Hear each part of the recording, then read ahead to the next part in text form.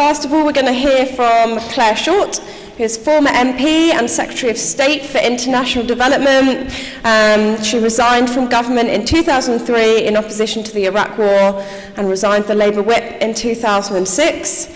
And she has campaigned against Britain's democratic deficit in favour of proportional representation, and has dedicated her time since standing down in 2010 to better management of urbanisation, improvement in the lives of slum-dwellers, promoting transparency in the oil, gas and mining industries, and seeking a just settlement in Palestine, Israel. Clare is a patron of ICAHD UK and has participated in an ICAHD house rebuilding camp as well as in a study tour. So I'm delighted to hand over to her now. Thank you. I've been to the West Bank and Gaza many times over the years, and every single time I've been, it's been worse and worse and worse and worse. But you know, I think,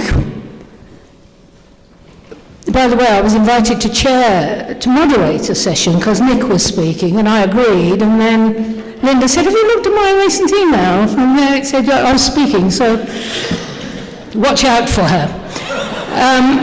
The other thing I want to say as a preamble is I'm old enough to remember when people laughed at you for not buying South African oranges, and the demonstrations against apartheid and the length of that campaign.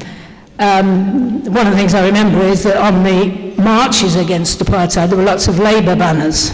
On the Palestinian marches now, there aren't Labour banners. That's a bigger question about what's happened or is happening to the Labour Party, but that's not for today. But I was in the House of Commons when Mrs. Thatcher said, Nelson Mandela, he's a terrorist. Out. And I was still in the House of Commons, not that, maybe 10 years later, when Nelson Mandela came as an honoured guest. Westminster Hall, they put red carpet and they have those trumpeteers, and there were Tory MPs jumping over the seats at the end to get in a photo with Nelson Mandela. So I want you to remember that, because there was a big period of pessimism about South Africa, and that it was going to go on, and that it was going to end in bloodshed, and the banter stands were working. That doesn't mean victory is inevitable, but it does mean even in the darkest hour, it's not hopeless.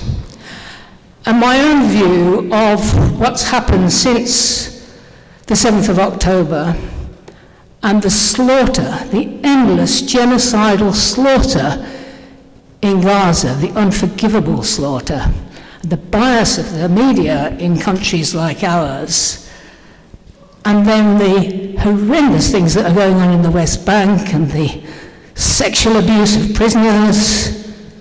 I mean, Israel is consuming itself in its own nastiness. I mean, it always was in the wrong. It could have had the establishment of a Jewish state alongside Palestinians as equal citizens right at the beginning.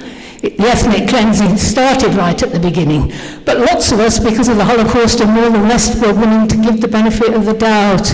But it's more and more blatant and crude and cruel, and I think myself that Israel has lost all moral compass and all moral reputation, and is consuming itself in a most ugly manner. But that isn't the issue for us, in my view, because Israel could not be behaving as it is if the US, the EU, the UK, and also, of course, Australia and Canada, the settler colonial states that got away with it, didn't keep propping it up. Now, obviously, America's the big one, but Britain is a considerable one. All the flights that go in weekly, taking in the bombs and weapons that are killing all these kids in Gaza and so on, go through a British base in Cyprus. Britain's up to its neck in it. And that's our government and our country. So this is my point. Our job is what our government is doing with our taxes in our name. That's what we've got to attend to. And Americans, and God bless the young Jews and young Arabs and young Muslims in in America. They are changing America. They can't do it in the short term, but there's going to be a generational change. And also, God bless all the people who go on the marches here, and the proud Jewish bloc, and the gay bloc, and all the young Muslim families with the mums in hijabs and the kids in strollers. You see the best of Britain on those marches. I don't know if they're changing what Britain does, but they make us all feel a lot better and a lot stronger to come back and get on with the work. But what I really want to say is we have a very, very weak government. It has a big majority in the House of Commons, but it got 33.7 of the vote on a 60% turnout. That's 20% of the population who voted. They're going to be easy to scare. And this is my answer to the question about the MPs who don't reply to the letters. Then write to the local press. Then say, I'm going to report you to your chief whip. Then say, we're going to have a demonstration outside your surgery. Embarrass them. I mean, seats were lost. Keir Starmer's vote went right down because someone stood against him on these grounds. And the proud health spokesman, who's supposed to be the next leader, he only won by 500. And they're not doing well. Now, I'm not saying this to gloat. I'd like a more radical government that cared more about poverty and inequality and would stand up for international law. And that's my other point. They claim they believe in international law. The new Attorney General just gave an interview to the Financial Times saying respect for international law is going to be restored in Britain's reputation, not like the previous one that threatened to ignore the views of the courts and so on. And they will go on and on in the case of Ukraine, Russia, of Russia's intolerable behaviour in breaching international law. Well, they are colluding in the breach of international law in the case of Israel-Palestine. And the utter tragedy of it is this. If Israel was required to comply with international law, it couldn't have the settlements, it wouldn't have access to the European market, the great big richest market in the world, there'd be restrictions on investments and so on. Israel would want a settlement. So actually, letting them get away with not complying with international law is feeding the monster. It really is. So the point is, this is our power, this power is in our hands. By all means, let's encourage people to get on, listen to each other, but we have to frighten the politicians of our country who represent us. And you can do it by writing nice letters, and then you can write another letter, and you can get a few people, then you can say, look, if you don't change and stand up for international law and show us you've written to your leader and you've got a response, we're going to have a movement in this constituency to make sure people don't vote for you, we'll vote for someone else. And people did. And they will be frightened. And this is power. It's in a righteous cause, and one should justify the righteousness. But it's no good us sitting there and saying, can we get Israelis to be nice to Palestinians? Yes, of course we'd like that to happen, and if you can do anything about it, by all means do. But we've got some power. This is being done in our name, with our taxes, with the authority of our country, probably voted for by a lot of members of Parliament. Some of you will have voted for. I voted Green myself. No, I mean, but I'd love, actually, they've just changed my boundaries, and I'm now with a good MP. I just wrote to her a letter saying, I'm so pleased to now be with you, and she stands good on Palestine. What's her name? Adi Ribeiro? I mean, I haven't moved house, but they just changed the boundaries a bit. But the point, and I've sent her the odd thing asking her to do things, and I see she signs the EDMs and so on. And then I said, I'm really proud to have you as my MP. And she wrote back and said, thank you, I really appreciate that. That's the other thing. When they do something right, tell them thank you and you're good and I'm proud of you. But this is what I've got to say today. Let's learn more. I mean, people can't say they don't know. Not now. This genocide is in real time, on the media, in front of our eyes, daily. This isn't some complex history that we have to learn. There's always things you can learn, of course. But people know, and public opinion has shifted very considerably. Majority in favour of ceasefire early on when it was being highly contested, and Starmer and co were not in favour. They now have some weaselly words when it makes less difference, and people don't want to be selling arms. And then we got this pathetic semi-restriction on arms sales, but not the parts for the planes that are bombing in massive numbers and killing lots of children in refugee camps as we meet. So this is really what I want to say. I mean, there's lots of history. By the way, I think the Al Jazeera 1 Year On documentary is really worth watching. Just, you know, it's a serious piece of reportage, and it's all there.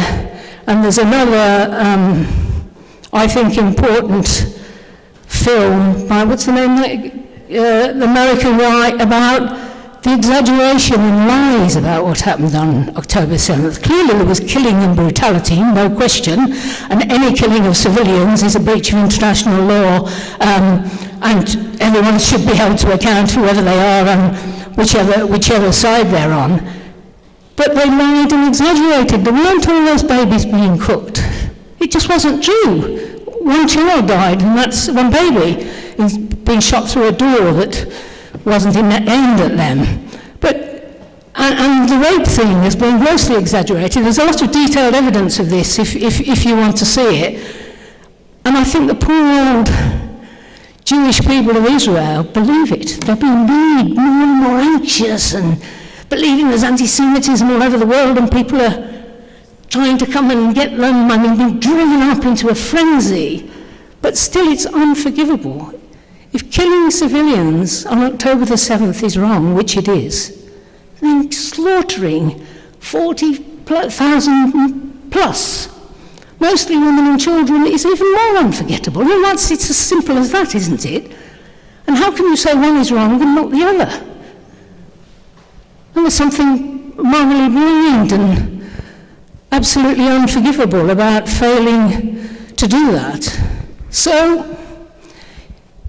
I think Israel is damaging itself monumentally in historical terms. It's gone too far, and it's trying to take a big chunk of Lebanon up to the Litani River, and all these delusions about, you know, you're not allowed to say Palestinians from the river to the sea will be free, but Israel's allowed to say we're going to have Israel from the river to the sea, and no one's going to say there's anything wrong with that. It's so extraordinary. But I do think this thing about double standards, about a government that claims to believe in international law, that claims it's a very big issue in the case of Russia, Ukraine, etc., etc. The hypocrisy of the double standards is so clear, you can keep pushing it at them and get them to answer. And that's a weapon or a piece of power. There's lots we can do when we have to do. And I do believe the change will come. I do believe that Israel is damaging itself and creating some sort of poison inside itself that might be incurable. And there will be a need for lots of reconciliation and so on. But I remember white South Africans when they travelled and people started to not like them and they would behave quite rudely and arrogantly. Actually, Israelis have a reputation for behaving like that when they travel, you know, around the world. But it changed, and they changed. A few left, but a lot stayed. And that's what would happen. I mean, some would leave and some would stay, and everyone would change. History's changed lots in our lifetime, and it will change more. So I hope that's hopeful. I mean, I think we have to face the ugliness of it. We have to remember what happened in the case of South Africa. We have to look at the way, 1 minute left, right, and I'm just coming up, I'm doing my peroration. We have to look at the way in which Britain changed in relation to South Africa. Thatcher and the Tories, and those little stories I just told you, they are true. We'll see that again. And hopefully we'll see a Palestine of Palestinians and Jews living side by side and building a far finer country that will be a much greater pleasure for all of them to live in. Thank you.